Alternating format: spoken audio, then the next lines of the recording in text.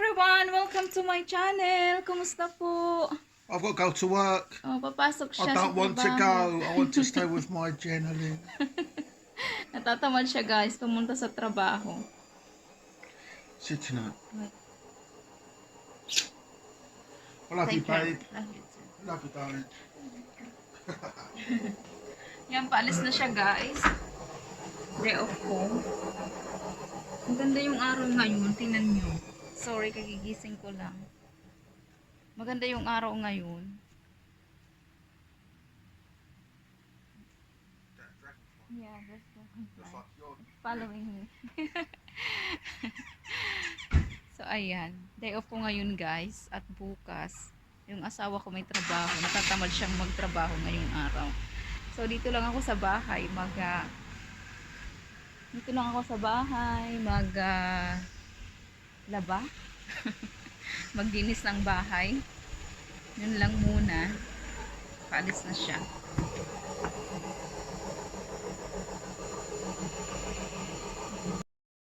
Maganda yung panahon ngayon. Kaya naglalaba ako, yung maingay, naglalaba ako. Nakita niyo yung salamin.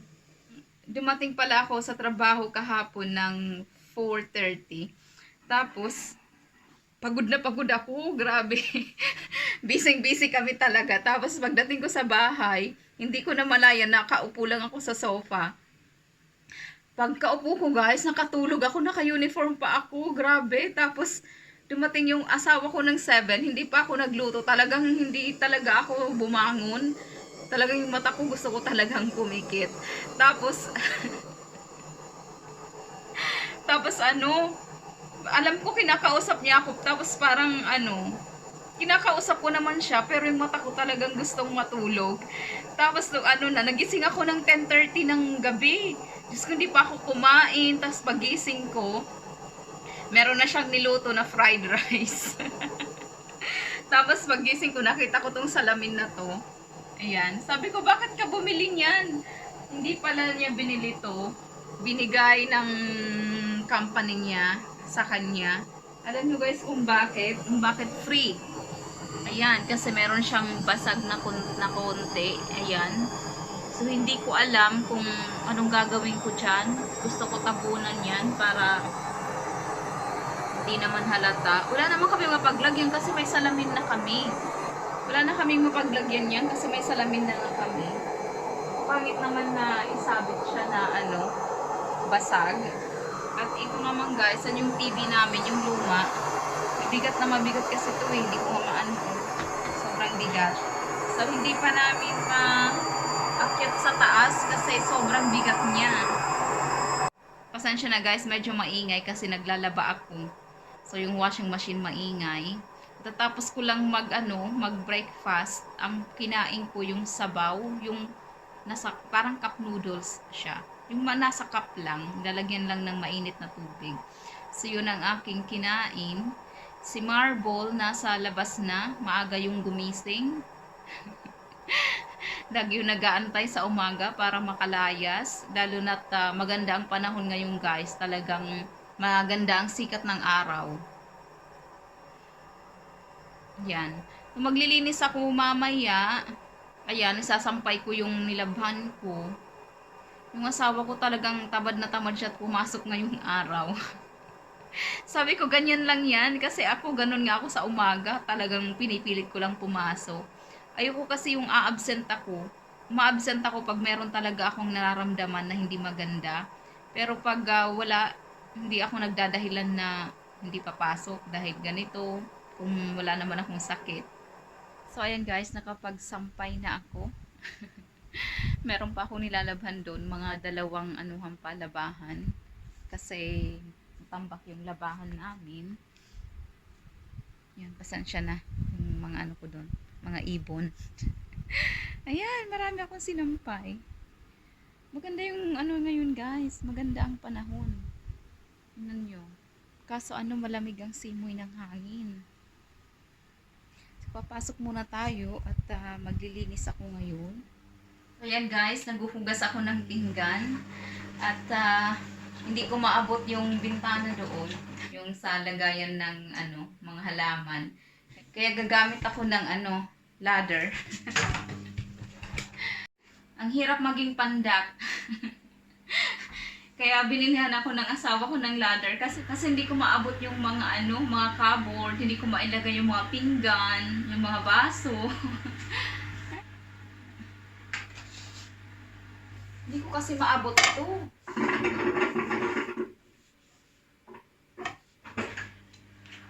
Tingnan nyo guys yung money plant ko. Ang lalapad ng dahon.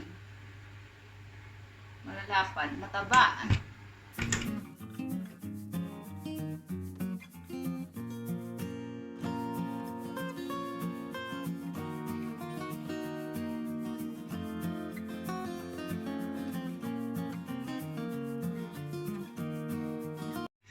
Ganito ang ginagawa ko guys pag day off ko. Naglilinis ng bahay. Walang layas-layas. Hindi pa tapos yung mga labahan ko. At nandito, last na to, yung towels. Yun na lang ang aking nilalabahan. Para naman maisampay ko sa labas kasi maganda yung panahon. Sayang yung sayang yung araw. Mahal ang kuryente. Panggamit sa tumble dryer. Tingnan niyo yung likod ko guys. May nakababa. Ano ba yung baba sa likod? Sa amin baba. Yung halimbawa yung bata nasa likod ng likod mo. Ang tawag sa amin sa waray. Baba.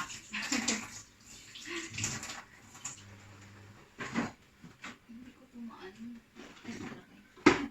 Ay.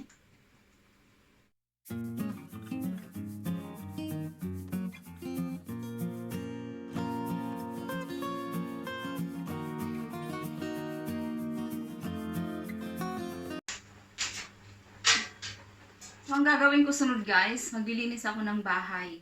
Pagkatapos maglinis ng bahay, mamlansya ako para bukas, pahinga ko, wala na akong gagawin. So, tapos ko lang guys, magasampay nung mga nilabahan ko lahat. At naglinis na rin ako ng aming kusina. So, ngayon, ang gagawin ko ay ang mag-vacuum ng aming living room. Nag-vacuum na ako dun sa labas. At magda-dusting din ako mamaya. Unahin ko lang yung vacuum kasi may pusa nga kami, diba? So para hindi siya yung balahibo niya hindi kalat-kalat. Kasi pag vacuum ko, lilipad-lipad yung mga balahibo. So mamaya na ako magda-dusting.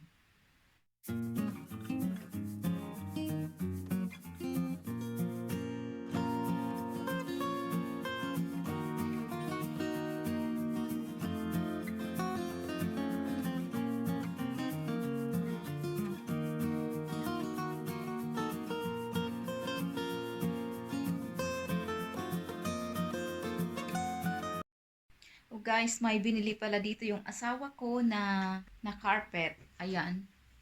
Sumakit ang likod niya yan kahapon dahil nung day off niya, binuhat-buhat niya to. Bumili siya sa bayan at siya lang ang nagbuhat. Ito talagang ang bigat guys. Kasi papalitan namin yung carpet guys sa taas. Kasi dumihin yung carpet namin. Tsaka hindi ko gusto yung kulay. Yung kulay, ayoko siyang kulay. So, ang gagawin niya, dito, ito ang papalitan niya hanggang dun sa taas. Pero, yung kwarto namin, hindi muna namin papalitan. Saka na pag nag-leave kaming dalawa sa trabaho. At itong carpet, guys, papalitan namin ng wood. Kasi yun ang gusto ng asawa ko para malinis daw tingnan. Ayaw niya ng carpet at dumihin. So, ayun ang gagawin niya. Last week pala ng buwan na to, nag-leave ako ng 3 days plus 2 days off. So, meron akong 5 days leave. Tapos, yung asawa ko mahigit 1 week ang leave niya. So, yun ang gagawin namin ng time na yun. Baka ayusin niya yung carpet sa taas. May share pala ako sa inyo guys. Talagang ilang buwan na akong nag-iisip dahil dito. Kasi guys, wala na akong visa at talagang expire na. Kasi July ang expire ng visa ko, July 5. At ngayon July, August, September. October na naman. So magtatatlong buwan ng expire ang visa ko. Naapektuhan nga dahil sa pandemic. Nung nag-apply ako, mga June, June to ako nag-apply. Tapos wala akong balitang natatanggap galing sa home office. Yung home office guys, sila yung mga nasa immigration. So sila ang nag-aasikaso ng aming application. Tapos before June, kinausap ako ng aming company about sa aking visa kasi mag-expire na nga. So tinatanong ako nila kung kailan ako magkakaroon ng visa. So sabi ko, nag-apply na ako pero wala pa akong balita about sa aking application. At talagang iniisip ko yung palagi kasi baka mamaya hindi na ako papasukin ng aking trabaho. So sinabi ko sa aking trabaho na hindi ko naman kasalanan yun kasi nag-apply na ako ng visa pero hindi nga nila maasikaso pa dahil nung nagka-pandemic, nung nag-lockdown, total lockdown, so yung from March to May, hindi pa nila naasikaso ng time na yun. So sabi ko nag-apply ako ng June, so hindi ko pa alam. At hanggang ngayon guys, wala pa akong balita sa aking visa. Ay hindi, nagkaroon ako ng nagka-receive ako ng email sa kanila para mag-biometrics online. So, ayun nga, yung IDV app na yun. So, doon ako nag-send ng mga papeles ko. Dapat sana, pupunta ako doon mismo sa agency, parang agency guys, sa office kung saan ako mag-biometrics. Yung pipicturean ka, tapos mag-fingerprints ka. So, in-email nila ako na, gagamitin daw nila yung fingerprints ko na meron sila kasi 'di ba dati nag-apply na ako ng mga visa, yung mga dating application ko. So yung fingerprints gagamitin daw nila. Nag-biometrics ako online guys nung 28th of August yata. Tapos hanggang ngayon wala pa akong balita at yung iba kong nakasabay, meron na silang visa last week pa. Pero ako wala pa. So nag-aalala ako baka mamaya deny ako or what. Talagang iniisip ko yung gabi-gabi. Hindi ako makatulog minsan sa kakaisip. Pag na-deny ako, pag nagka-problema sa aking visa, kasi di ba expire na, pwede ako nilang pauwiin sa Pilipinas at magkakaproblema talaga kami ng malaki kapag nangyari yun. So, ayun palagi yung aming pinag-uusapan ng asawa ko gabi-gabi. At minsan na na siya. Sabi niya, Janine, wala ka na bang ibang topic na pag-uusapan natin? Puro na lang yung visa mo. Sabi ko kasi nga na ako. Hindi ko na alam yung gagawin ko na. Stress talaga ako guys. Kasi pwede akong tanggalin sa trabaho ko. Sabi ko nga sa trabaho ko, hindi ko naman kasalanan yun. Kasi kasalanan naman ng home office yun. As long na nag-apply na ako, sabi ko. So, sana nga, sabi ko, sana nga dumating na yung visa ko. Talagang nakaka-stress guys. Ay, nako. Ang mahal pa naman ng bayad ng visa dito, Diyos ko. Kainis. Yung, halos sa mga 3 months na sahod ko. Para lang yun sa visa, Diyos ko. Pag nagka-visa ako, bali, in 2 years and half, mag-a-apply na naman ako ulit ng visa. Bali, indefinite leave to remain na yun. So, hindi na ako mag-a-apply ng visa after noon. So, as long na nandito ako sa UK, pwede na akong pabalik-balik sa Pilipinas, pero meron pa rin siyang limit. At least hindi na ako mag-a-apply ng visa ng pabalik-balik, wala nang babayaran, pero malaki naman ang babayaran ko ng time na yun. So, after that, ang gagawin ko na, pwede na akong mag-apply ng citizenship dito sa UK, pero wala akong balak magpa-citizenship guys. Kasi nga balak namin ng asawa ko na tumira sa Pilipinas, kaya ayoko pang magpa-citizen dito. Kaya hindi ko pa iniisip ang magpa-citizen dito. Dahil yun nga ang plano namin. So ayun guys, magpapaalam muna ako sa inyo. Bukas pala pupunta ako sa bayan. Bali makikisabay ako sa aking kaibigan. Siya yung supervisor namin na Pilipina. Susunduin niya ako dito ng 10:00 ng umaga kasi gusto ko pumunta sa Asian store. Gusto ko bumili ng chicken feet. Paa ng manok. Namimiss ko na kumain ng adobong paa ng manok. Sakto lang guys na pupunta siya doon. At yung isa naming katrabaho na British na babae. So makikisabay ako bukas. At ayan guys. Magkita-kita na lang ulit tayo next time. Magpapaalam na ako at mamamlansya pa ako mamaya. So I will see you next time guys. Thank you sa lahat po. Thank you po sa inyong lahat. Nagpapasalamat po kami ng sobra-sobra sa kapapanood ng aming mga videos. So I will see you next time guys. Bye!